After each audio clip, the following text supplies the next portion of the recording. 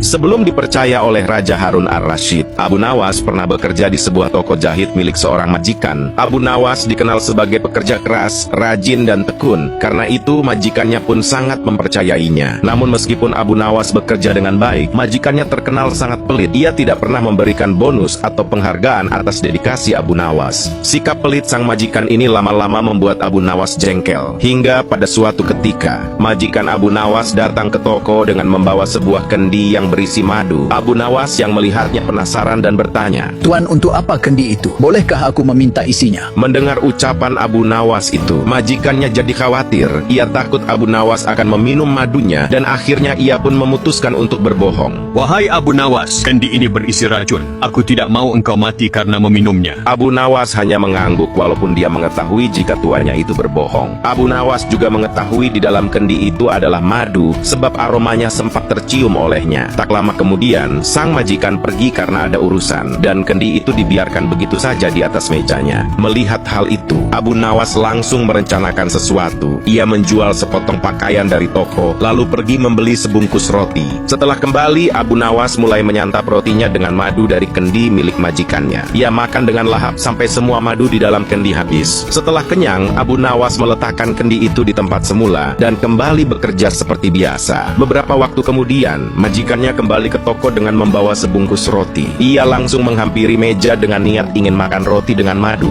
Namun alangkah terkejutnya ia ketika mendapati kendi itu sudah kosong. Majikan pun menyadari bahwa sepotong pakaian di tokonya juga hilang tanpa laporan. "Ini pasti ulah Abu Nawas," katanya dalam hati. Majikan pun menghampiri Abu Nawas yang sedang sibuk menjahit. "Hai Abu Nawas, apa sebenarnya yang terjadi? Mengapa isi kendi bisa habis dan sepotong pakaian telah hilang?" "Maaf Tuan, tadi sewaktu Tuan pergi, ada sekelompok pencuri datang dan mengambil sepotong pakaian. "Lantas apa yang kamu lakukan terhadap pencuri itu?" Aku ketakutan dan tidak bisa berbuat apa-apa." "Lalu mengapa isi kendiku hilang? Apakah juga diminum oleh pencuri itu?" "Tidak wahai Tuan." "Lalu siapa yang telah menyantapnya?" "Sekali lagi mohon maaf wahai Tuan majikan. Karena takut dimarahi oleh Tuan, maka aku putuskan untuk memilih bunuh diri saja menggunakan racun yang ada dalam kendi itu. Hamba pikir hamba akan mati, tapi rupanya ajal hamba belum sampai wahai Tuan." Mendengar jawaban jujur dan keahlian akal pikir Abu Nawas, majikan yang tadinya marah akhirnya terdiam. Ia sadar bahwa semua itu terjadi karena sifat pelit dan kebohongannya sendiri. Akhirnya ia tidak jadi memarahi Abu Nawas.